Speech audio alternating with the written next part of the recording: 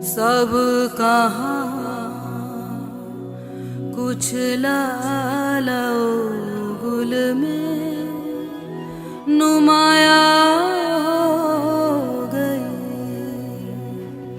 خاک میں کیا صورتیں ہوں گی کہ پنہاں ہو گئی،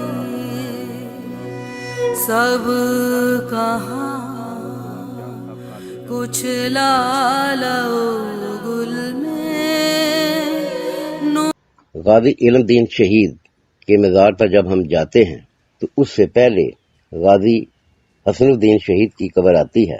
اب ہم آپ کو یہ بتاتے ہیں کہ حسن الدین شہید شہادت کے مرتبے پر کیسے فائز ہوئے۔ محمد مالک شہید کے پہلو میں جانب مشرق غازی حسن الدین شہید محو خواب ابدی ہے۔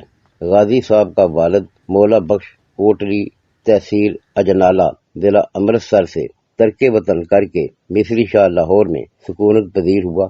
مولا بخش سکہ گری کا کام کرتا تھا۔ اس کے بڑے بیٹے محمد شفیع نے یقی دروازے کے اندر آٹا پیسنے کی چکی لگا لی۔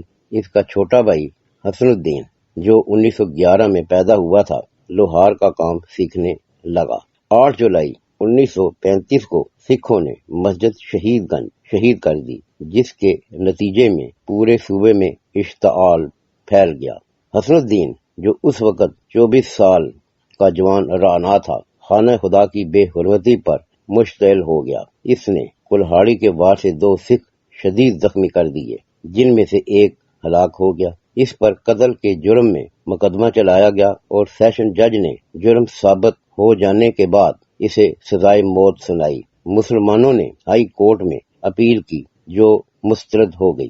حسن الدین کو 29 جون 1936 کو تختہ دار پر لٹکا دیا گیا۔ لوح مزار پر یہ عبارت رقم ہے: یا اللہ، بسم اللہ الرحمن الرحیم، لا الہ الا اللہ، محمد الرسول اللہ، یا محمد۔